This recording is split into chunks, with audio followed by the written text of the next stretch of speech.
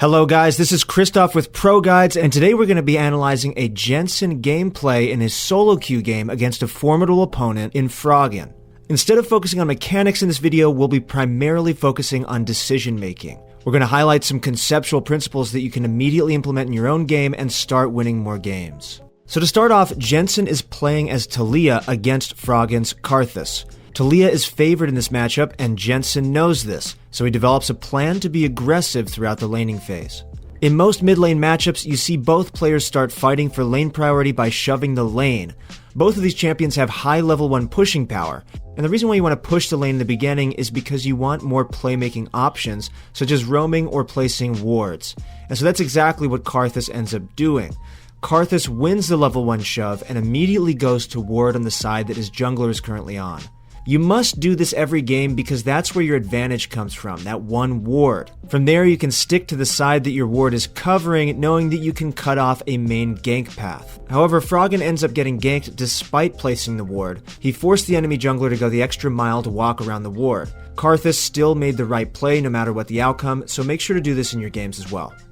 Camille and Graves get into a small fight, and you see that both Jensen and Karthus take notice of it and start to inch a little closer to the skirmish. However, neither player has lane priority at this time, so no one really wants to move out of lane, because either opponent could quickly shove the lane against the other. Graves then is notified by Froggen that there are no wards and a gank is possible, although there is in fact a ward in the bush. Although there's a ward, the real issue with this gank is a misplay by Graves. First off, Graves is level 2 while Talia is level 3. In the early game, it's significant because Talia has all 3 of her abilities while Graves only has 2. Secondly, Graves no longer has flash, yet decides to use his E to dash into range of Talia's abilities. Now here's what you can do when you see someone misplay like the Graves here. You should take your time with your abilities. Jensen doesn't open up with his W, which a lot of low elo players do. Instead, he uses his E to slow Graves, which enables a much easier time landing the W. Take this into consideration when playing any champion in League. You never have to open up with your home run ability. Be patient and use your best abilities when the time presents itself. And also use slows to land higher priority abilities like your W.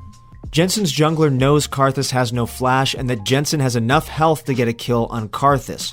So Jensen positions himself toward the right of the lane to force Karthus to Camille's side. Karthus has to move this way because he has to avoid Talia's zone of influence or kill pressure range. Make sure when you're playing as mid lane to always know what side your jungler is on and pressure your enemy to that side of the lane, especially when you have a lot of kill pressure like Jensen does with Talia. Later on in the game, Jensen gets a great kill on Froggen at level 7. He sees Karthus low mana, playing relaxed, and most importantly, without flash. Jensen runs into melee range and doesn't cast his W until he's sure it will land, as well as setting up his E. As expected, he grabs the easy kill, but I'd like to highlight how he's moving to dodge the skill shots from Karthus after he dies. If you know a skill shot is coming your way, you need to move laterally from your current position.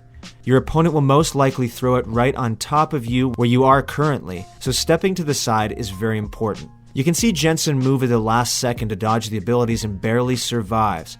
But these are the types of plays you need to be making. This isn't blind aggression, these are calculated engagements.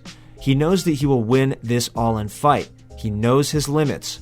You might not be able to net the kill like Jensen every time, but you're practicing and making the right moves to improve by knowing your limits and taking engagements that you know you can win.